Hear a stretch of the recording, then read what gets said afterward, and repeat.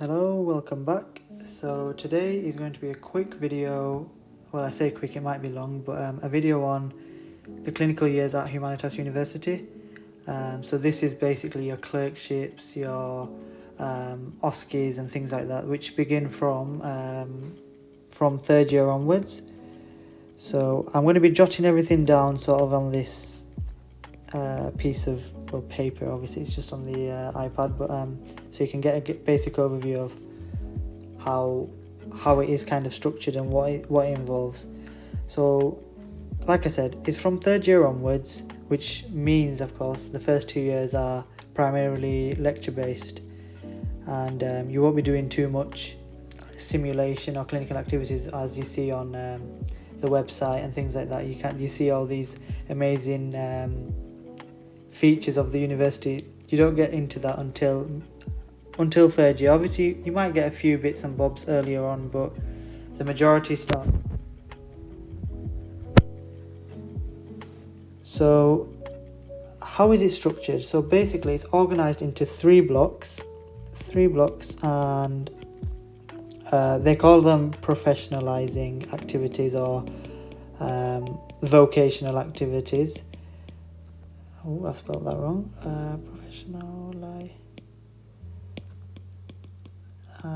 Just apologies about my handwriting. Hopefully you get an idea. I will be talking over anyway.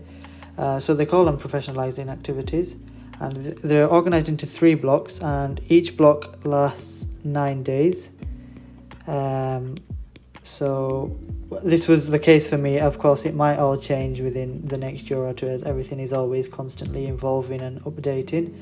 But each block was 9 days, and they are split into three sort of major categories, as I said. So these blocks, first one is OSCE.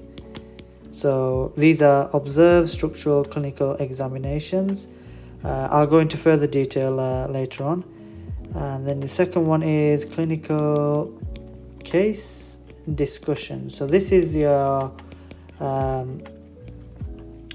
problem-based learning, sort of.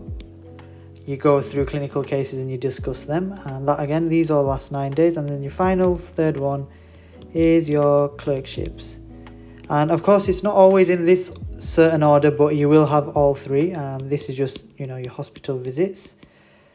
And I'd just like to go through basically how it's split up. So you have three blocks in each semester. So that's not a good colour. Each semester you'll have three blocks, which last, say, 9 days each. So it'll be about a month, basically, each semester, which will involve these, professionalising activities. You'll also have lectures. So how it was split up for my year, for third year, it was, you have lectures in the morning, and then in the afternoon you will be doing these professionalising activities. So lectures, obviously about the course, in the morning, and then the clinical activities in the afternoon. So that's how it was structured for me. And of course, these clinical activities, they are related to what you're studying at the time. So for first semester we had cardiology and nephrology. So the OSCEs were obviously based on that sort of idea. In terms of examinations and grades, I'll go into a little bit of how it was structured for me. Again, I think it has changed again, so the best option would be just to check out on the website. So it's basically works on, you're graded for every session that you do. The tutor grades you by the tutor, and then you also have an OSCE exam at the end, which is a full day exam, which I'll go into a bit of detail. And this, for me, it was part of my grade for the course of system diseases, it's called. Again, I think this has changed again for the latest year, and I think professionalising activities is its own sort of course and unit, and not joined in with the current course of the first semester and second semester.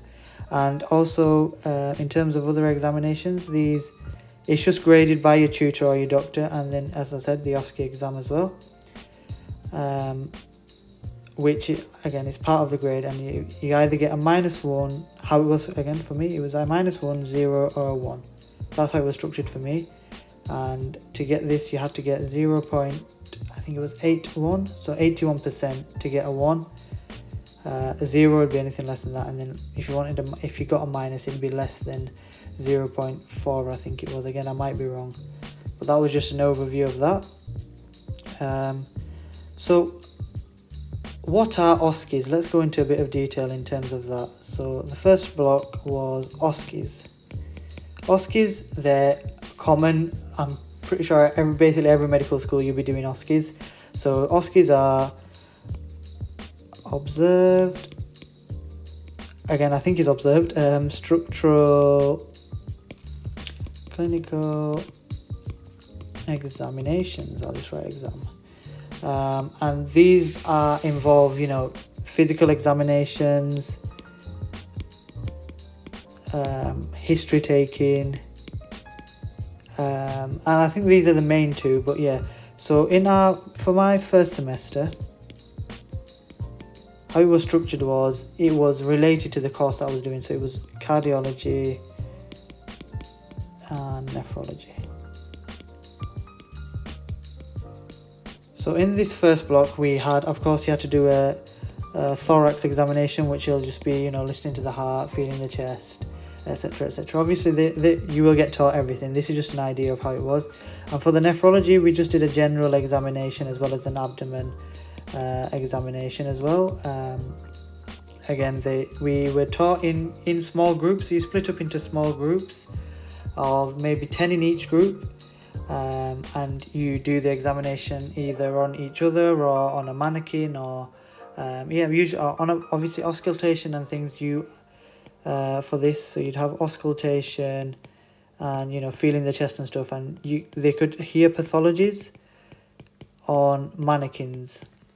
So there was a mannequin, and they are connected to a computer, and you can hear the sort of pathology and get an idea of mitral regurgitation or mitral stenosis, or things like that. It can be all heard through the mannequin, which is connected to the computer. Also, in this block, we also did ECG. Again, this wasn't in each other. This was mainly just looking at different ECGs and trying to identify sort of the diagnosis and how to go about reading an ECG.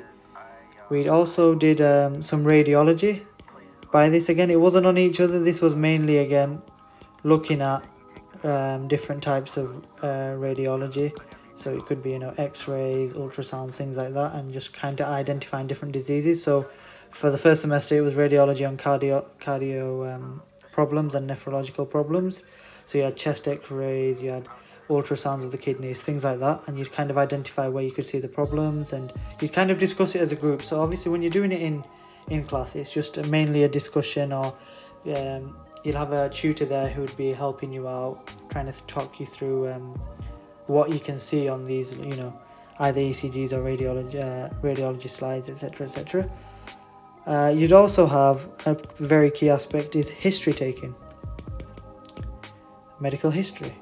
So again, it is an Italian medical school. History taking is in Italian. I'll write that in bold. I'll even underline it. It is in Italian. So I would advise learning Italian as soon as possible. It will be very useful, and it is not easy. My Italian is not the best. I can get by, if I can say that myself. I don't know if it's still not at the right level that I'd want it to be at, but it's, I understand it to a certain ability. It's I just recommend learn Italian basically. I know it's a lot easier said than done, but it's probably recommended by anyone that comes to Italian medical school that is a foreign student. Best option is to learn as quick as you can, because Humanitas, for me, I don't know if this has changed, but they didn't give a lot of Italian lessons. I know at other medical schools you have to be a B1 before you can even do the clinical years, so they kind of teach you, whereas here we got a very few lectures which weren't really detailed enough to learn, and you didn't have them often enough to pick up either. It was once every 2 weeks, which is, a 2-hour lesson in every 2 weeks. You're not going to learn fluent Italian. So I'd recommend getting a tutor or kind of picking up on it if you can. Anyway, that's for another video anyway. But the idea of history taking is, you get a medical history of a patient, and you, for this year, you don't have to, diagnose the patient. It's the idea is, talking to the patient, building a relationship with the patient. The doctor-patient relationship sort of idea is the key aspect of this. Asking all the questions, following the checklist, which they are quite specific about. Of course, this checklist changes from doctor to doctor, but at the uni they've got a specific checklist they have, and if you just follow that, it answers. You have to ask basically every question and get an answer for that. But yeah, that's the basic overview of the OSCE. I say OSCE block. It's more of a, I'd call it an OSCE block, but I'm not sure what the uni call it. But yeah, an OSCE block. And the OSCE examination. So the OSCE, well, it is an exam, but the actual exam, it is 1 full day. They say, but first semester it was a full day, but second semester they split it up into half a day basically. So you'd come in for half the day, you'd sit in a room until you were basically called to the simulation lab, and you'd go around doing, for the depending on, it's a random selection of stations which you have obviously done earlier on in the semester, but they don't tell you which stations it can be. So it could be, do a thorax examination, or it could be, do a blood pressure, or history taking is always guaranteed, so history taking is for sure there. So everyone's always prepared for that, but you have to prepare for everything anyway. And that full day, you just go around the stations, do it to your best of the abilities, which they are timed as well. So you have to do it in a certain time as well, and you do it to the best of your ability, and you get graded on that. Usually they are quite nice in terms of, if you miss a little bit out, then you're not going to fail the station. They're gonna realise how much you have done, and you're gonna get graded off that. And how it worked for me was, like I said, it was -1, 0, and 1, and you got scored in between sort of these and these areas, and you want it to be obviously as high as you can. And this 1 point was added on to the final grade of the system diseases course. Again, I think this will have changed for the latter years, and it is now its own sort of subject, and I don't know how the examination and the grade sort of work for that, but I'm sure it'll be some sort of similar way.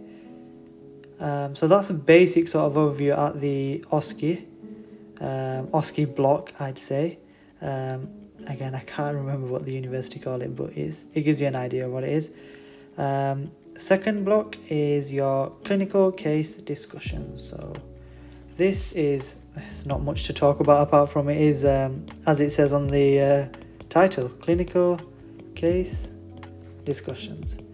So again, you're in your small group again, maybe 10 people, and you either have a real patient or a real life patient, or a simulated patient,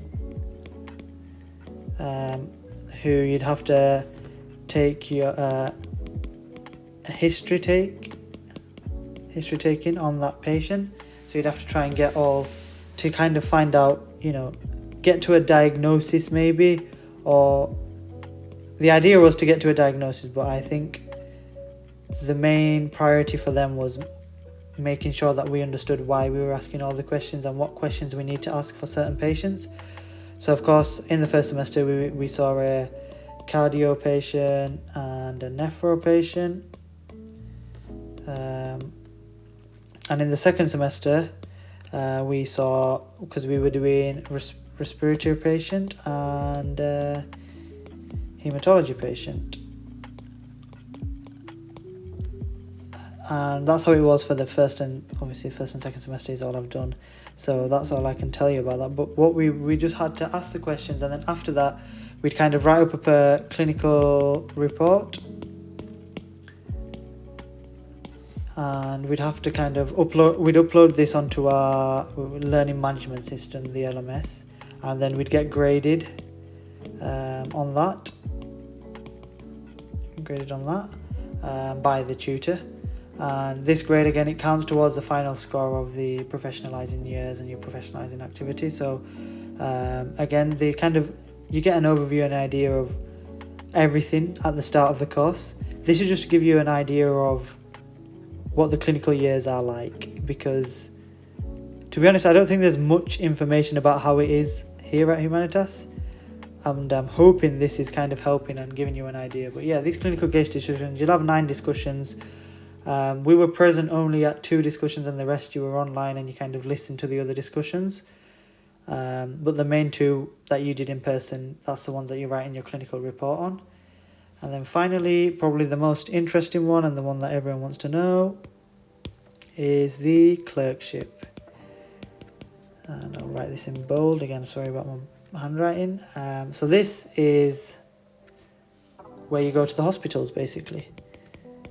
And how it was is you're assigned to a doctor, and this might be in pairs or it might be single to a doctor, and you are it's in the block of 9 days, and you can be either at the hospital here, we're at Rozzano, or for our year it was at Bergamo, which is it's a Humanitas hospital, but it's not located on campus.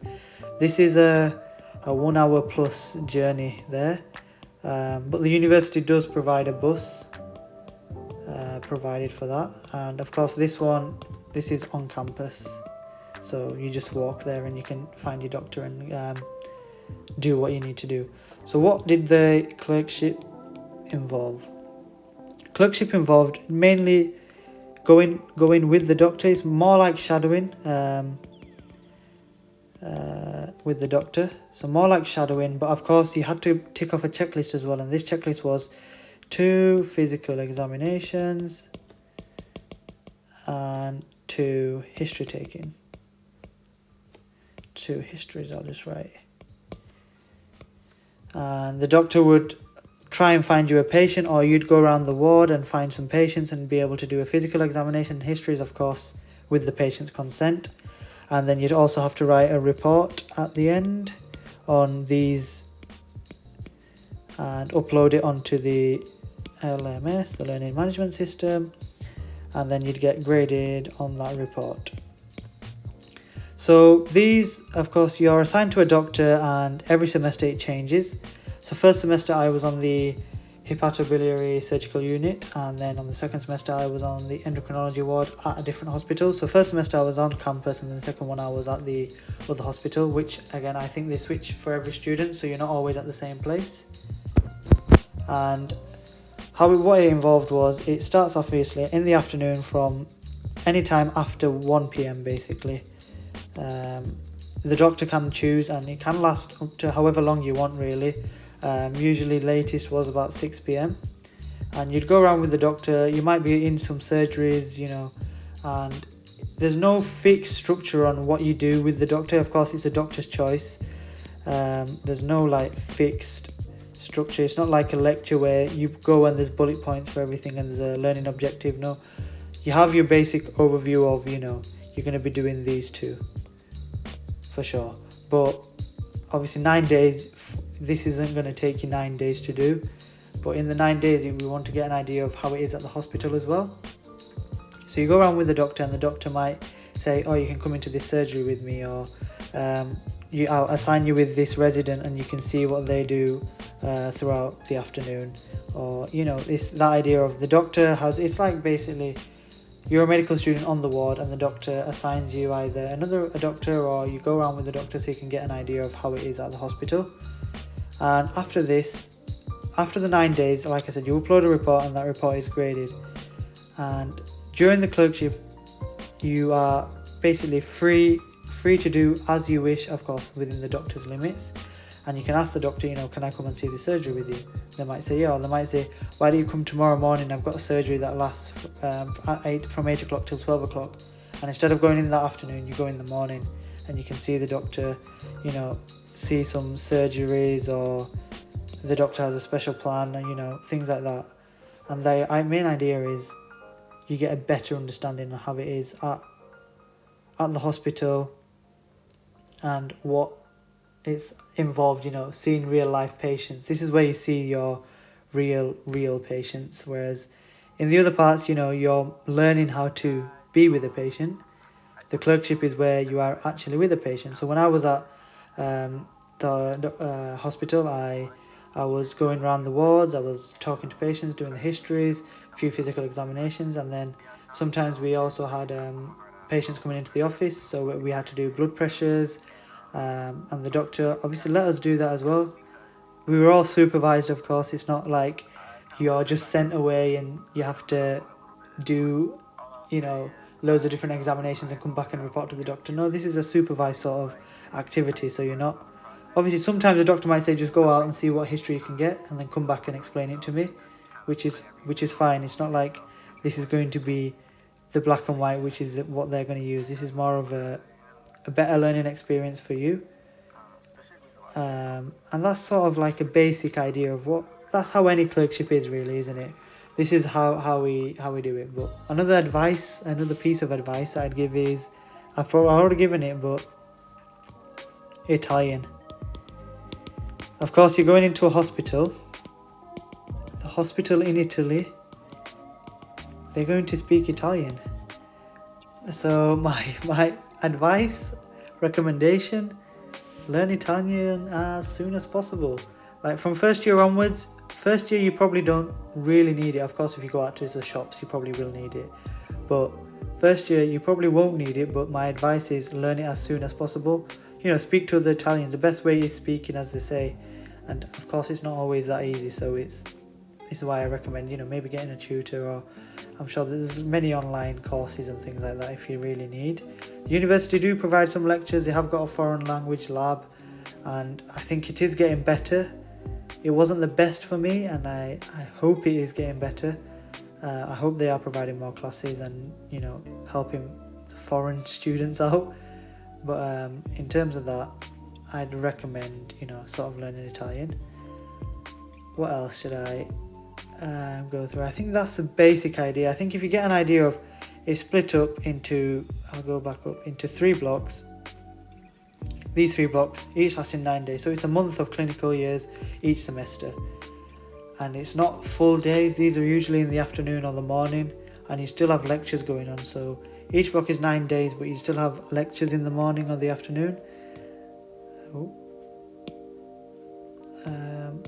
So you still have lectures regarding the course in the morning or the afternoon. So you'd have maybe 2 hours or 4 hours of lectures in the morning, and then 4 hours of these activities. This is just an overview. It might only last an hour in the afternoon, you never know. But yeah, that's the basic overview. Hopefully you've got a better understanding of how the clinical years are kind of structured and how they kind of start. And if you have any other questions or anything, feel free to comment. And yeah, subscribe, it does really help, and like the video. I know everyone says it, but yeah, hopefully this was of some use, and thank you.